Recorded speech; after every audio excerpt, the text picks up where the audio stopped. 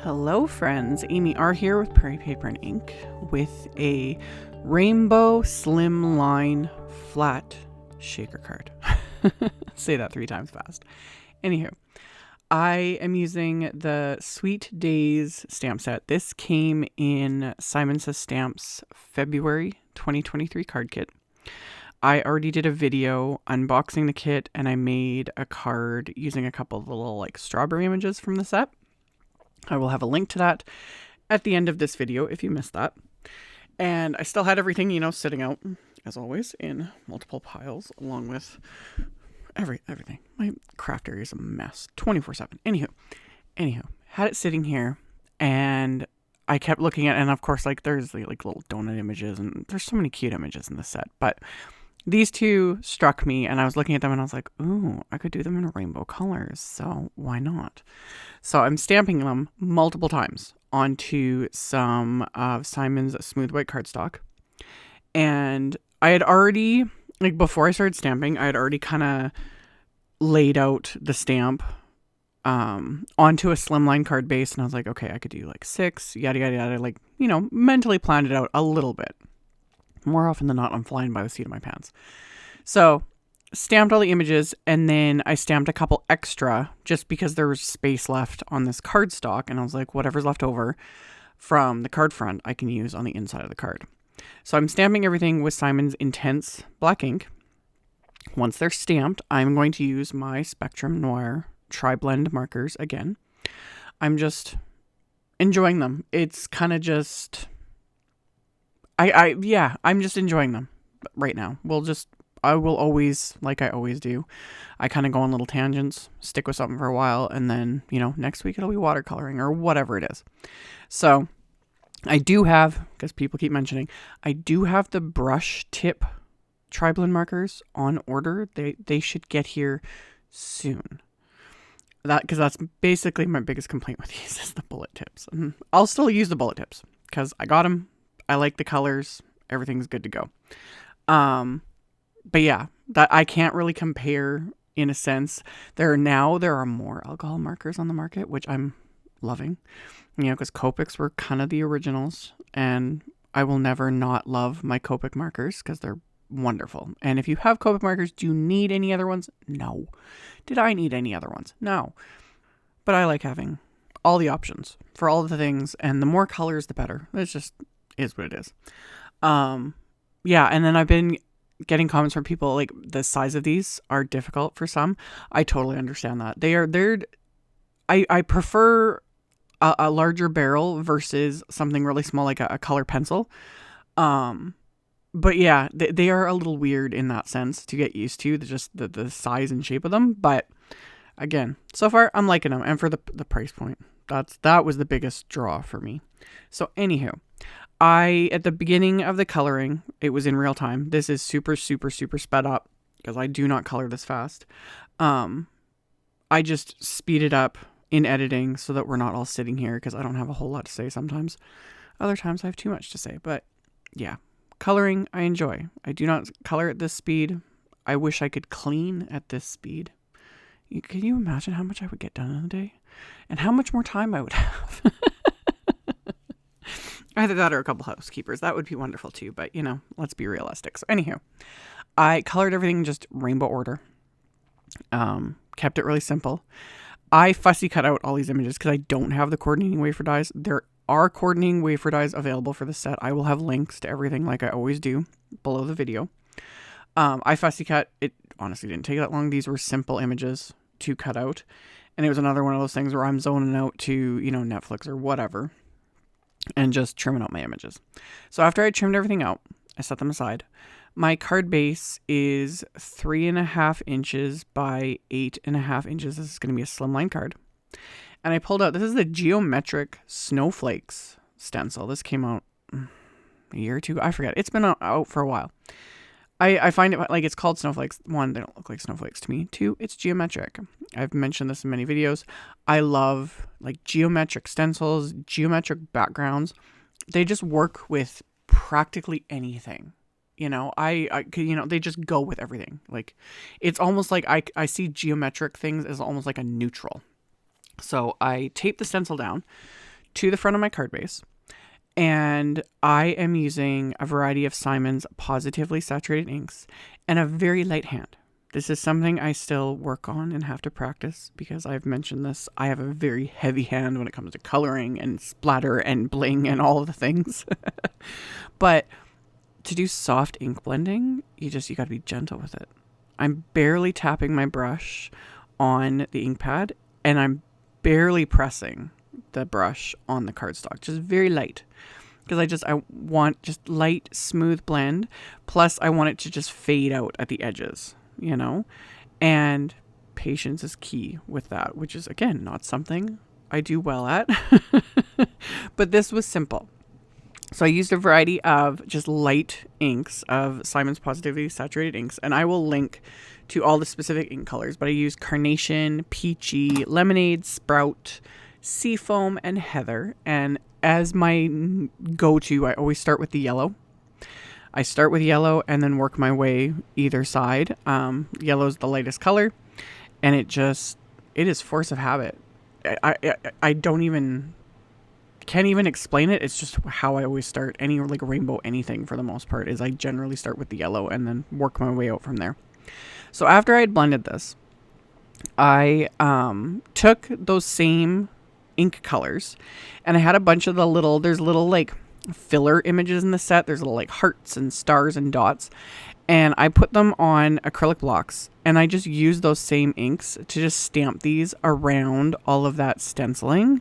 Just kind of gives it a little extra something, because my original plan was to do this like as its card base and then pop up all the little suckers and candies with foam tape, so there'd be all this dimension. And then I went a completely different direction. So in the end, you could almost skip stamping these because you're not really going to notice them as much because I turned into a flat shaker. But they were so cute. I really liked how they looked, all these little rainbow of like sprinkles basically, on this background. So once I was done stamping these, I had laid out all of the color and die cut images on top. And I sat there looking at it for a minute, and that's when I was like, I kind of want to do a flat shaker, which means I can't keep this as a card base. So I decided instead, but like I said, you could just adhere it, add a sentiment, and it would look great, but I didn't. So I cut this off of the card. The extra piece I just put in my folder with all that white cardstock, and I use it for other projects. So I trimmed this down just a little bit. It's still 3.5 inches by 8.5 inches. So now I need another card base. So I just take a piece of, this is again Simon's smooth white cardstock, and I cut it at 7 inches. So it ends up being 7 inches by 8.5 inches. And then I'll score this at 3.5 inches. So this is how I get my 3.5 inch by 8.5 inch slimline card. So I've got my new card base, and then I've got this embossed and stamped panel that I want to turn into a shaker card. And you could adhere all the elements on top of the shaker piece when it's done, but I decided to adhere it on the inside. I don't care that the little shaker bits are going to catch on these. It just is what I wanted to do. So I adhered everything in rainbow order, which is craft tacky glue, to this background. Once these were adhered, I then coated all of this with my Tonic Nuvo AQUA shimmer pen, because again, my original plan was to pop these up with dimension. I was going to coat them with the shimmer pen, and then I was going to cover them with glossy accents to make them all shiny. Decided not to do the glossy accents, doing the shaker card instead, but I still wanted that sparkle. So after I adhered them, I remembered that, I wanted the shimmer. So I just painted the AQUA shimmer pen on top of this, and it's just going to make them glittery and amazing. And of course, at the end of the video, I will show the glitter and sparkle, because it's just, love it. And you can see it through the shaker, so it's all good to go. So painted that onto all of these. And then I also painted the pieces that will go on the inside of the card, because why not? It's all sitting here. So painted that up. And then for the actual shaker element, I'm just reusing packaging that I'm pretty sure cardstock came in. I have an entire playlist of flat shaker cards that I have done over the last however many years. I will link to that playlist at the end, because I've used a lot of it is just reusing packaging. There are also like pre-made shaker pouches, different things like that. I've used those too, whatever works. But for a lot of times for my bigger like slimline cards, I just like reusing packaging like this. So I just trim it down. All the excess just goes in the bin where I keep all my pieces of random acetate and whatnot for shakers and things like that. So I trim down the piece to slightly larger than this panel. And then I'm using Simon's Terrific tape. Score tape will work, red line tape. You want just a good, strong adhesive. You definitely do not want to use like, well, if you want to use liquid adhesive, you can, but you're going to have to sit there and hold it for each piece to dry. Like, I ain't got time for that. So, Terrific tape. Put it on, fold it over, rotate, repeat. So, put on another piece of the Terrific tape, peel off the backing, fold over the edge of the acetate, seals it all up. So, I've sealed off 3 sides. The 4th side, I put the adhesive in place, but I'm not removing the backing yet because I gotta, fill in my little shaker bits. I kept the shaker bits simple because I got a bunch of color going on in here. So I'm just using some crystal discs. These are nice and flat, which are perfect for flat shakers. Went in with a lot of them because, again, it's a slimline size. There's lots of space, and why not? So filled this right up with my little shaker bits. Once those are in there, then I can remove that adhesive, fold over that acetate, and then I take my scissors and I trim off on the corners. There's pieces that hang over the edges that from folding it over. So I use my scissors to trim that off so they don't peek out from the front of the card. So now I've got my shaker panel ready to go. And then I'm going to stamp a couple sentiments from that same stamp set. I just have a scrap of black cardstock here in my MISTI. Used my anti-static powder tool. Inked up the stamps with Simon's clear embossing ink. Stamped that onto the cardstock. Coated it with some detail white embossing powder. Then I will melt this with my heat tool. And again, off camera, I just trim these out with my scissors. Quick and simple. You could also use like just a paper trimmer or like sentiment label wafer dies, whatever works. But again, it took me like all of 30 seconds, I think, to trim these out. And then for the one for the front, I'm using more of that Terrific tape to adhere it to the shaker. And then after I got that adhered into place, you can use the Terrific tape to adhere this to the card base. That's fine. The only reason I'm using score tape is because I have wider widths of score tape, so it's faster. That's the only reason. The adhesive is basically the same as far as I'm concerned between score tape, Terrific tape, etc. Yeah, and I just use the score tape for things like this because I've got literally every width of score tape in my stash. And yeah, so got that adhered to the card base. And then on the inside of the card, I'm going to adhere the other sentiment. And then I'll adhere those last little bits of candy.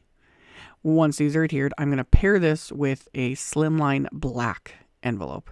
I love that when I do like really, really bright, like rainbow, super glittery, crazy cards. I love doing like a really plain or a black envelope because it just, you open up a black envelope and then crazy color pops out. Love it. So that was my card. I'm going to turn on my flashlight so you guys can see the sparkle. So much fun. As always, I will have a link below the video. I will link to my blog post. I will link to all of the supplies I used. At the end of the video, I will link to the previous video I did unboxing that February card kit and making the card. And I will link to my flat shaker playlist so you can check those out if you haven't seen any of those. Those will be at the very end. And then, of course, as always, thank you all so very much for taking the time to watch my videos, for thumbs upping and commenting. It legit helps because it tells the algorithms that are run by the robot overlords that you guys like what you see, etc., etc. Legit, it helps. So I appreciate it. Subscribe if you haven't. I would love that too. And I will see you all very soon in the next video. Bye.